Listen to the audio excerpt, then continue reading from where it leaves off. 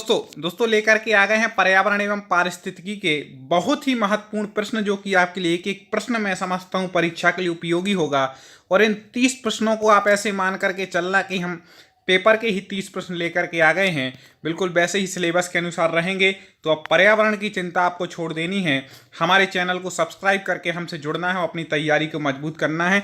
Comment box खोलने उत्तर बताने के लिए तैयार रहेंगे। कम समय ज़्यादा प्रश्न। शुरुआत करते हैं। निम्नलिखित में से कौन सा भारत में काफी उत्पादक राज्यों का सही अवरोही क्रम है? जल्दी बता दीजिए। अब ऐसे ही प्रश्न आजकल पूछे जाने लगे हैं। तो कॉफी उत्पादक का अवरोही क्रम, ठीक है ना।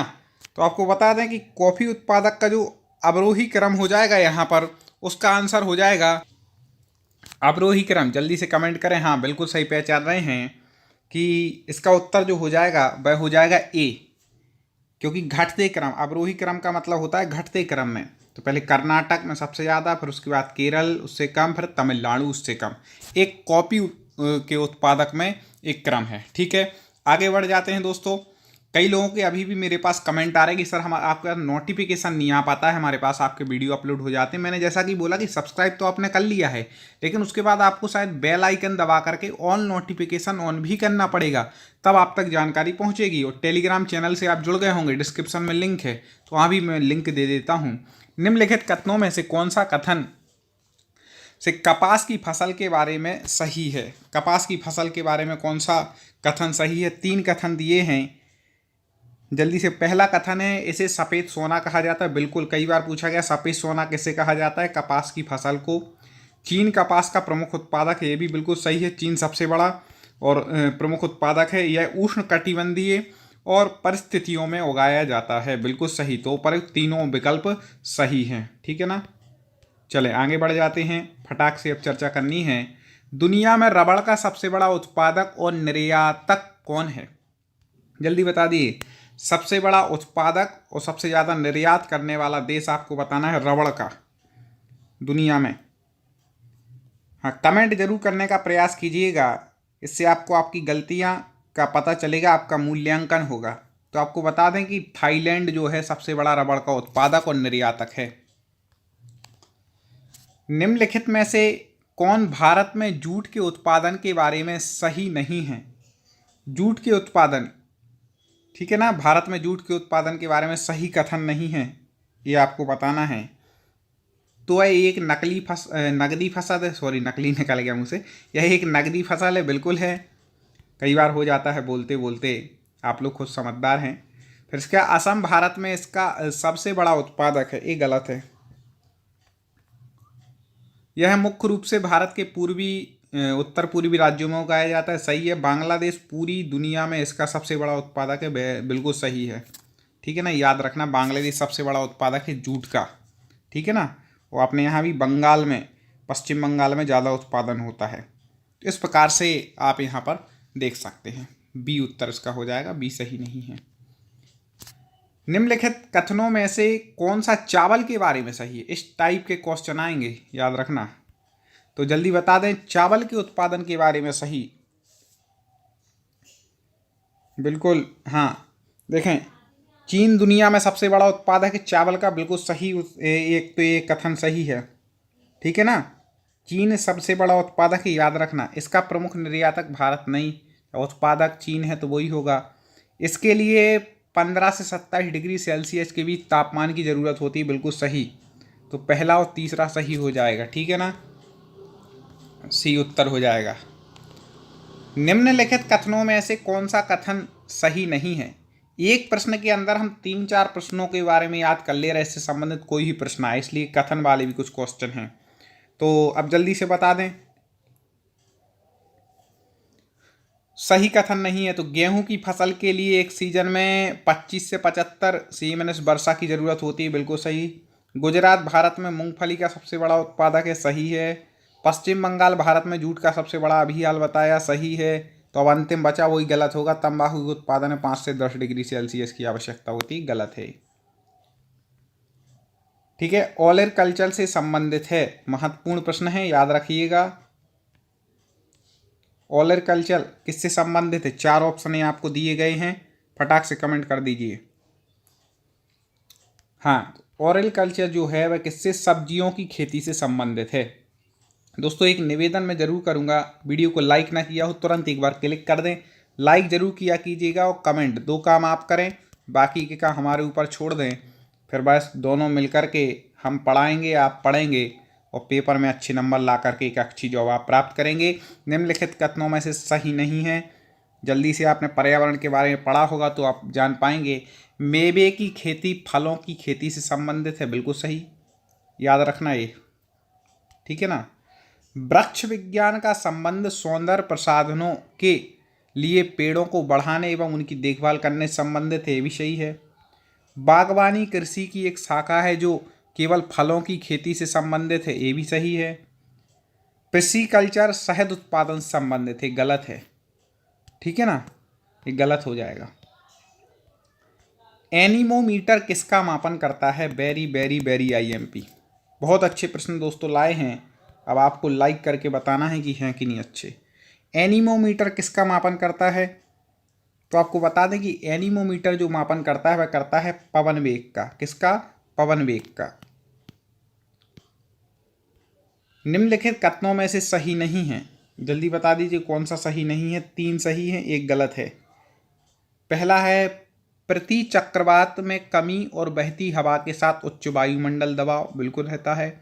आर्कटिक टुंड्रा अमेरिका, यूरोप और रूस के उत्तरी भागों में एक बायोम है, बिल्कुल है।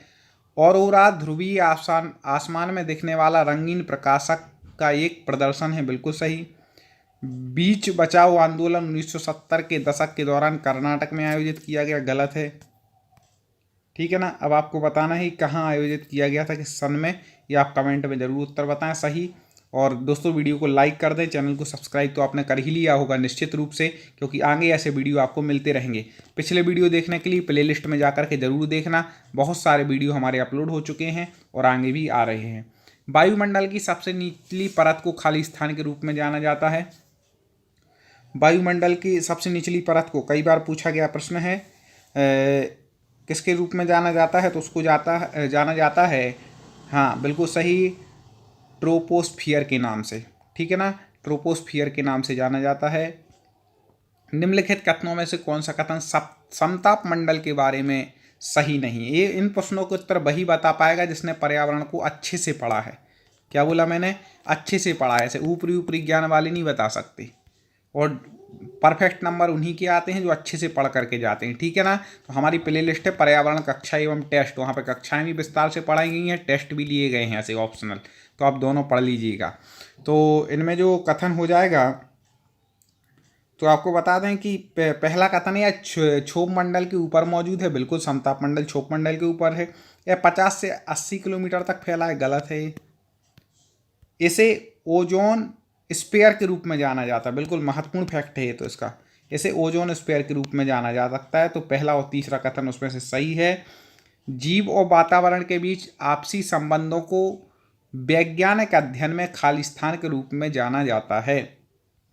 जीव और वातावरण के बीच जो आपसी संबंध हैं तो उन्हें वैज्ञानिक अध्ययन में किस रूप में जाना जाता है, जल्दी। अपन ने सबसे इसकी हेडिंग ही हमने क्या दी, किस, ये प्रश्न किससे संबंधित है, पर्यावरण एवं पारिस्थितिकी, तो किस रूप में जाना जाएगा, पारिस्थितिकी के रूप में, बहुत महत्वपूर्ण है, याद रखिएगा। निम्नलिखित कथनों में से कौन सा सही नहीं है, सही नहीं है का लाने का प्रश्न है कि 3 कथन परफेक्ट हैं जो आपको याद रखना है। अब जल्दी से बता दीजिए कौन से वो 3 हैं। लेकिन तो बायोस्फीयर, जलमंडल, स्थलमंडल, वातावरण के तत्व होते हैं, बिल्कुल सही है, याद रखिएगा। बायोस्फीयर जो हैं वह तीनों मंडलों के क्या हैं, जल, स्थल और वातावरण के तत्व हैं। पारिस्थितिकी शब्द सबसे पहले अर्नस्ट यंग द्वारा इस्तेमाल किया गया था, क्या लगता है फैक्ट सही या गलत, जल्दी बताएं। पारिस्थितिकी शब्द सबसे पहले अर्नस्ट यंग द्वारा इस्तेमाल किया गया, बिल्कुल सही है। कई बार पूछा गया है पारिस्थितिकी शब्द का सबसे पहले प्रयोग किसने किया, तो अर्नस्ट यंग, यंग लोग ही कर सकते हैं, ठीक है, ऐसे याद रखना। आयन मंडल क्षेत्र थर्मोस्फियर का ऊपरी भाग है, बिल्कुल सही। आयन मंडल जो क्षेत्र है वह थर्मोस्फियर का ऊपरी भाग है। हमें पता है कि हमारे स्टूडेंट, हमारे सब्सक्राइब बड़े समझदार हैं, तो समझ गए होंगे कि जब 3 भाई ये सही हैं तो चौथा तो 100% गलत ही होने वाला है, ठीक है ना। पृथ्वी की सतह से लगभग 97% भाग पानी है, तो ये क्या हो जाएगा, गलत हो जाएगा। ठीक है ना, इस प्रकार से यहाँ पर हो गया। आगे बढ़ जाते हैं। निम्नलिखित कथनों में से कौन थर्मोस्फियर के बारे में सही नहीं। आज की कक्षा बहुत अच्छी होने वाली है आपकी, पर्यावरण की, बहुत ज्ञानवर्धक है, बिल्कुल ध्यान से देखिएगा। तो निम्नलिखित कथनों में से कौन से थर्मोस्फियर के बारे में सही है। अब यहाँ बस सही है पूछा है, इसमें कई लोग देख लेते हैं, कई लोग सही नहीं चल रहा तो वही लगा, नहीं सही है पूछा गया है। आप जल्दी बता दें कौन सा सही है। तो आपको बता दें यह 80 से 480 किलोमीटर तक फैला है, सही है थर्मोस्फियर। इस सीमा में तापमान ऊंचाई के साथ कम होता है। ये फैक्ट जो है हमें थोड़ा सा गड़बड़ लग रहा है, ये फैक्ट गलत ही है। इस सीमा में तापमान ऊंचाई के साथ बढ़ता है, ये सही है, ऊंचाई के साथ बढ़ता है, याद रखिएगा। ये उत्तर ठीक हो जाएगा, पहला तीसरा सही। जीवों, पौधों और जानवरों की प्रजातियों का पूरा क्षेत्र जिसके भीतर ये पाए जाते हैं को खालिस्तान के रूप में जाना जाता है। जल्दी बता दें, जीवों, पौधों, जानवरों की प्रजातियों का पूरा क्षेत्र जिसके भीतर पाए जाते हैं वो क्षेत्र किस नाम से जाना जाता है, उसको क्या कहते हैं। तो उसको कहा जाता है बायोटा। क्या कहा जाता है, बायोटा। निम्नलिखित में से कौन सा जैविक घटक नहीं है। बहुत महत्वपूर्ण प्रश्न है, सरल भी है। जैविक घटक नहीं है, पहला दिया है नमी, इसके बाद 3 ऑप्शन दिए हैं पौधे। पौधे जैविक घटक होते हैं, याद रखिएगा हमेशा। जानवर तो हैं ही, जैविक मतलब जो जीव हैं इसमें जान है एक प्रकार से, ऐसा समझ सरल भाषा में। सूक्ष्म जीव तो तीनों हैं। नमी जो है वह अजैविक घटक हो जाएगा, जैविक घटक नहीं है। कैसा है, अजैविक घटक है नमी होना। ठीक है, बाकी निम्नलिखित में से कौन सा अजैविक घटक नहीं है। अजैविक घटक नहीं है, अब बाकी अजैविक हैं, एक नहीं है, जल्दी बता दें। तो अभी पानी अजैविक घटक है, विज्ञान पानी को जीव नहीं मानता। तापमान भी अजैविक घटक, सूक्ष्म जीव जैविक घटक है, जीव ही लिखा है चूंकि। और मिट्टी भी कैसी है, अजैविक घटक। तो इस प्रकार से ये है। वह कौन सी प्रोसेस है जिसके अंतर्गत पौधे सूर्य की सहायता से भोजन बनाते हैं। Very very IMP and very very सरल। मैं चाहूँगा कि इसका उत्तर मैं ना बता करके आप ही कमेंट में दें। क्यों, क्योंकि लगभग हम पहले 45 वीडियो ला चुके हैं अभ्यास प्रश्न के, जिसमें 3 से 4 बार ये प्रश्न रिपीट हुआ है। अब भी यदि आप लोगों पे नहीं बनाना तो फिर याद रखना आप, ठीक है ना, क्योंकि इतनी मेहनत आपके लिए ला रहे लगातार प्रश्न, इतने सरल प्रश्न आप ना बता पाएँ तो गड़बड़ हो जाएगी। इसलिए इसका उत्तर कमेंट में ज़रूर बताना, बनता हो तो बताना, नहीं बनता हो तो तुक्का लगा के बताना, लेकिन उसका उत्तर आपसे लेंगे। आगे बढ़ते हैं, उम्मीद है जरूर बताएंगे। 19वें का उत्तर अब देखें, 20वां। उत्तर प्रदेश में किस प्रकार के जंगल पाए जाते हैं। जल्दी बता दें किस प्रकार के जंगल पाए जाते हैं यूपी में। यूपी के भाई हो ना तो पता ही होना चाहिए क्योंकि आपके प्रदेश है। ठीक है, खैर पूरा देश ही अपना है, लेकिन यूपी जो जिस प्रदेश का रहता है लगाव तो रहते ही है। तो उत्तर प्रदेश में किस प्रकार के जंगल पाए जाते हैं, तो पाए जाते हैं टुंड्रा के। ठीक है ना, किस प्रकार के, टुंड्रा के। जितने लोग यूपी के जुड़े हैं जरूर बताना, सर मैं यूपी का हूँ, यहाँ से हूँ। चलें, निम्नलिखित झीलों और राज्यों में से कौन सा सुमेलित नहीं है। राज्य और झील, किस राज्य में कौन सी झील होती है आपको पता होना चाहिए। इसमें सुमेलित नहीं है वो बताना है। आंध्र प्रदेश कोल्लेरू झील सही है, बिल्कुल याद रखिएगा।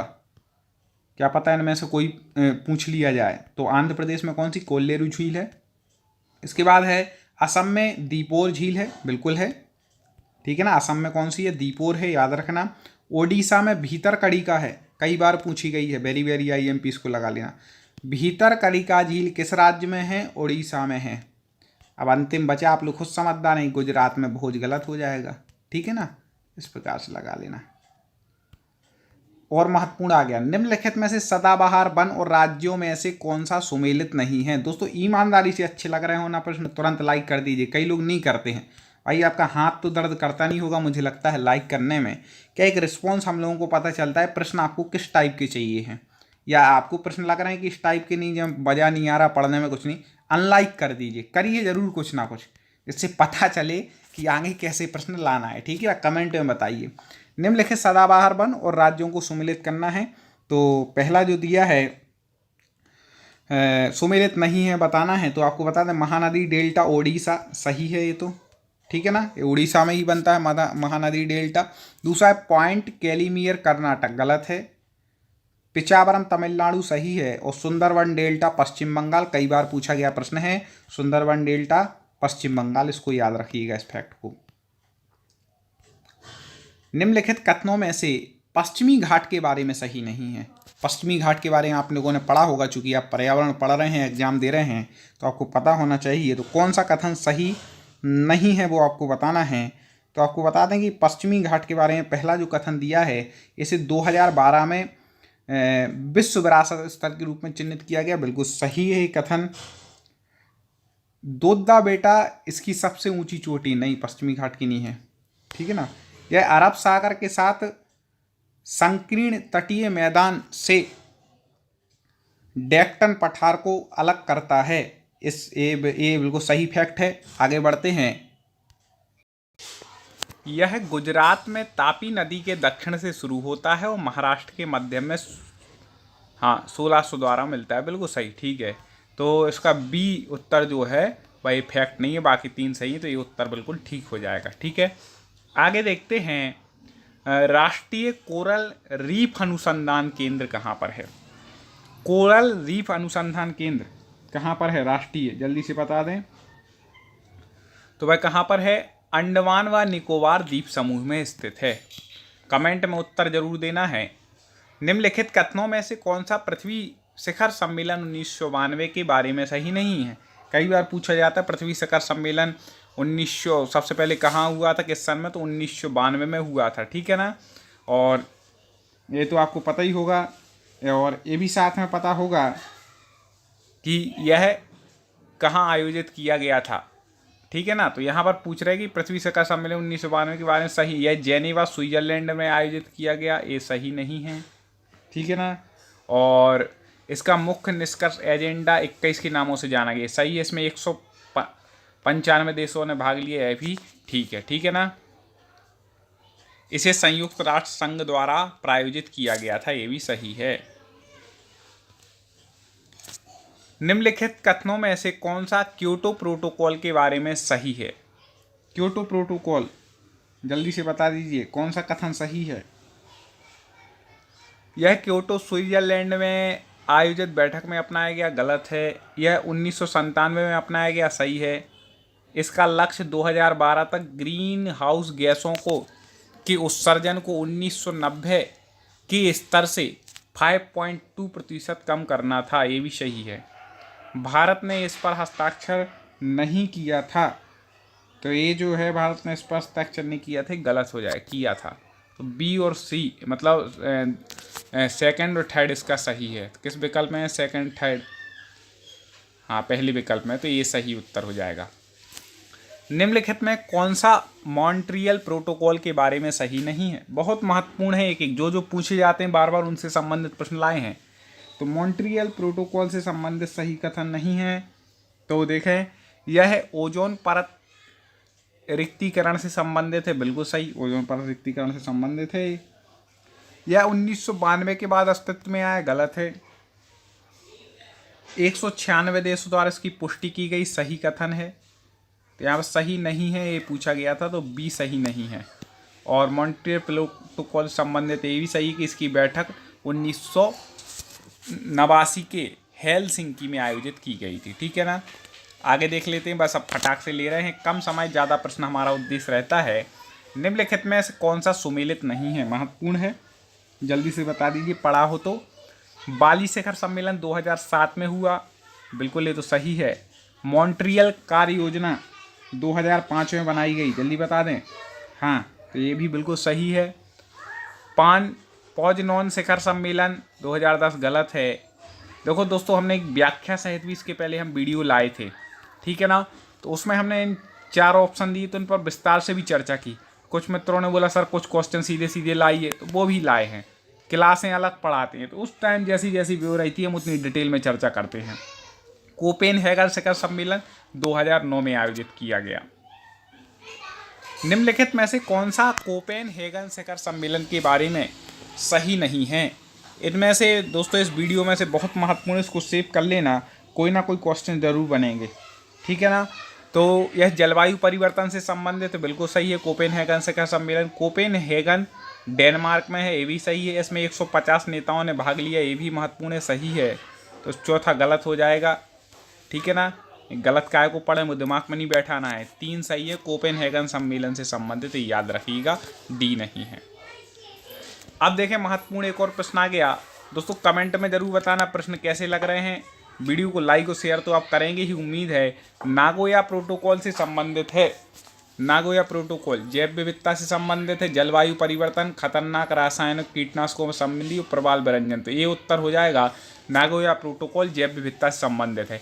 दोस्तों स्क्रीन पर हम प्ले लिस्ट दे रहे हैं, जिस पर आप क्लिक करेंगे तो पर्यावरण के लगभग आपको 45 से ज़्यादा वीडियो, अभ्यास प्रश्न पत्र, कक्षाएँ, ट्रिक के साथ कुछ टेस्ट भी मिलेंगे। तो जरूर उस पर क्लिक कीजिए प्ले लिस्ट पर। हमसे जुड़े रहिए, चैनल को सब्सक्राइब कर ही लिया होगा, वीडियो को लाइक और शेयर कीजिए। अगले वीडियो में मुलाकात करेंगे और आपकी तैयारी को मजबूत करने में हम प्रयास करेंगे। मिलते हैं, जय हिंद।